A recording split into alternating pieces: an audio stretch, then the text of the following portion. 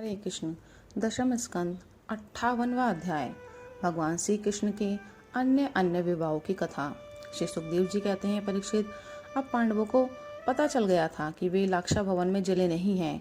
एक बार भगवान श्री कृष्ण उनसे मिलने के लिए इंद्रप्रस्थ पधारे। उनके साथ सात्यकी आदि बहुत से यदुवंशी भी थे। जब वीर पांडवों ने देखा कि सर्वेश्वर भगवान श्री कृष्ण पधारे हैं, तो जैसे प्राण का संचार होने पर सभी इंद्रियां सचेत हो जाती हैं, वैसे ही वे सब के सब एक साथ उठ खड़े हुए। वीर पांडवों ने भगवान श्री कृष्ण का आलिंगन किया।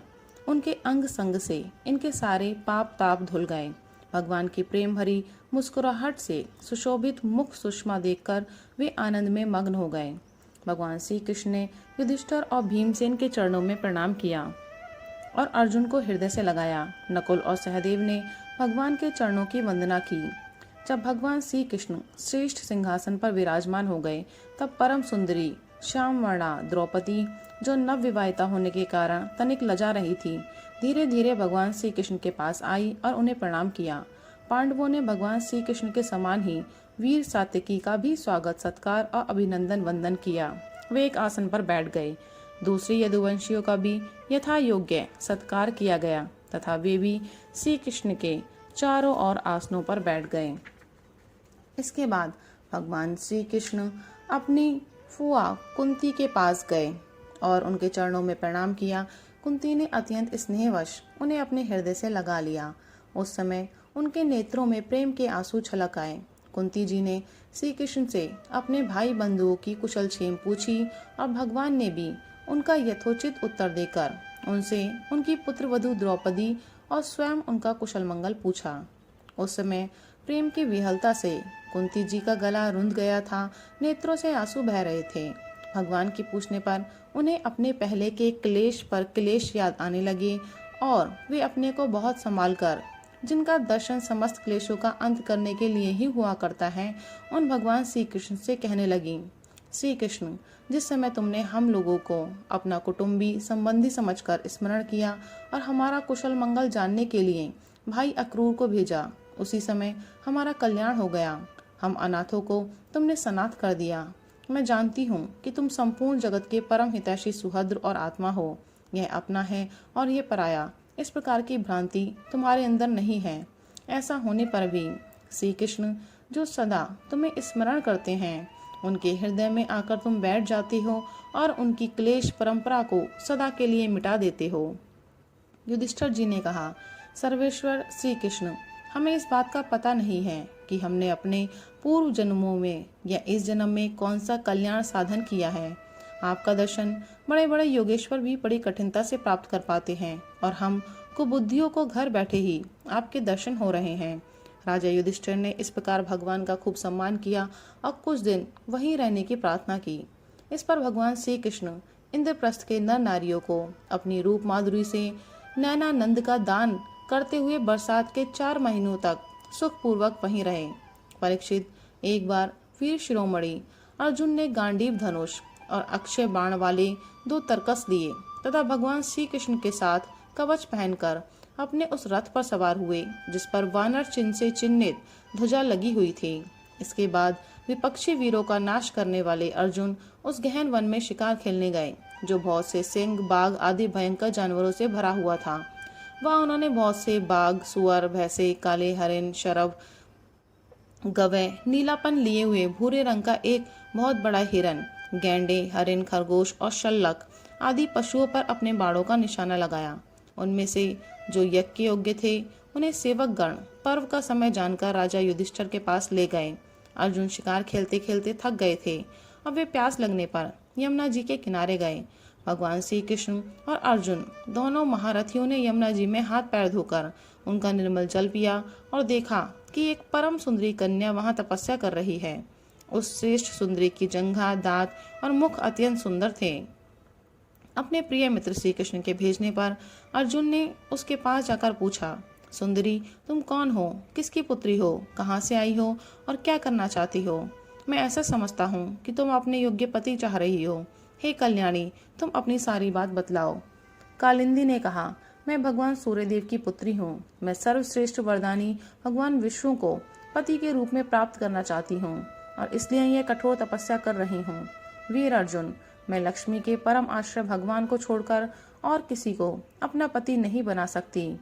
अनाथों के एकमात्र सहारे, प्रेम वितरण करने वाले भगवान श्री कृष्ण मुझ पर प्रसन्न हो। मेरा नाम है कालिंदी।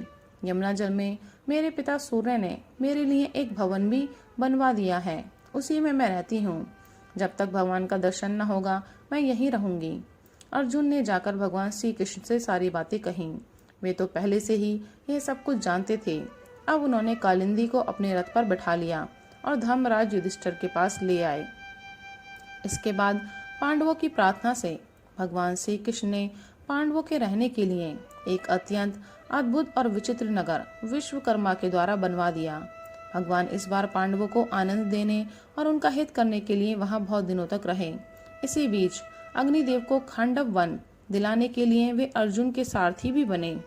खांडव वन का भोजन मिल जाने से अग्निदेव बहुत प्रसन्न हुए।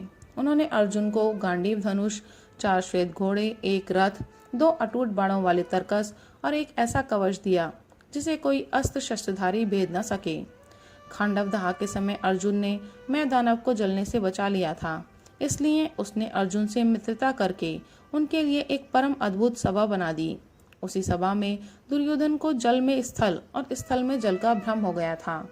कुछ दिनों के बाद भगवान श्री कृष्ण अर्जुन की अनुमति एवं अन्य संबंधियों का अनुमोदन प्राप्त करके सात्यकी आदि के द्वारा द्वारका लौट आए। वहां आकर उन्होंने विवाह के योग्य ऋतु और ज्योतिष शास्त्र के अनुसार प्रशंसित पवित्र लग्न में कालिंदी जी का पाणी ग्रहण किया। इससे उनके स्वजन संबंधियों को परम मंगल और परमानंद की प्राप्ति हुई। अवंती उज्जैन देश के राजा थे, विंद और अनुविंद। वे दुर्योधन के वशवर्ती तथा अनुयायी थे। उनकी बहन मित्रविंदा ने स्वयंवर में भगवान श्री कृष्ण को ही अपनी पति बनाना चाहा, परंतु विंद और अनुविंद ने अपनी बहन को रोक दिया। परीक्षित, मित्रविंदा श्री कृष्ण की फुआ राजादी देवी की कन्या थी। भगवान श्री कृष्ण राजाओं की भरी सभा में उसे बलपूर्वक हर ले गए। सब लोग अपना सा मुंह लिए देखते ही रह गए।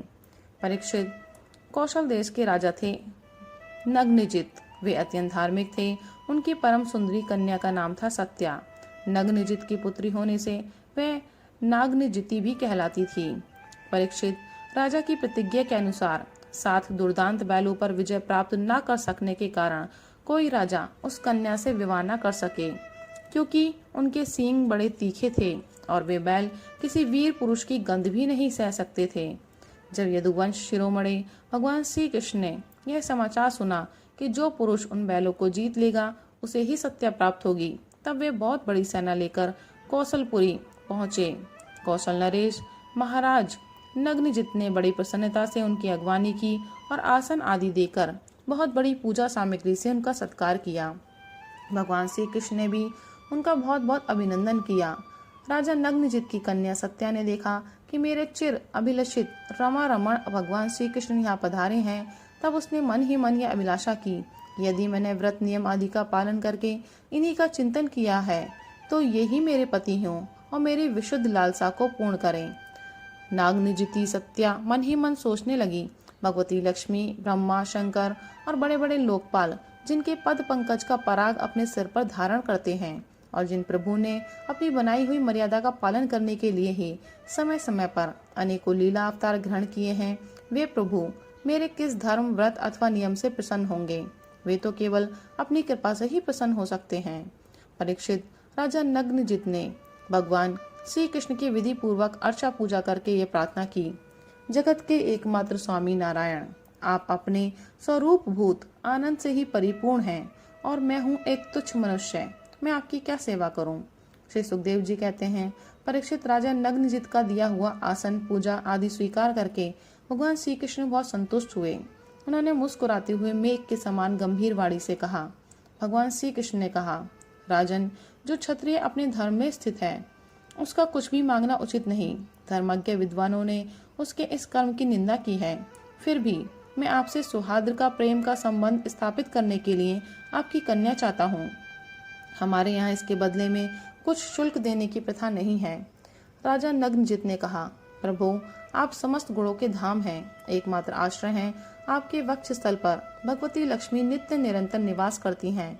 आपसे बढ़कर कन्या के लिए अभीष्ट वर भला और कौन हो सकता है। परंतु यदुवंश शिरोमणि, हमने पहले ही इस विषय में एक प्रण कर लिया है। कन्या के लिए कौन सा वर उपयुक्त है, उसका बल पौरुष कैसा है, इत्यादि बातें जानने के लिए ही ऐसा किया गया है।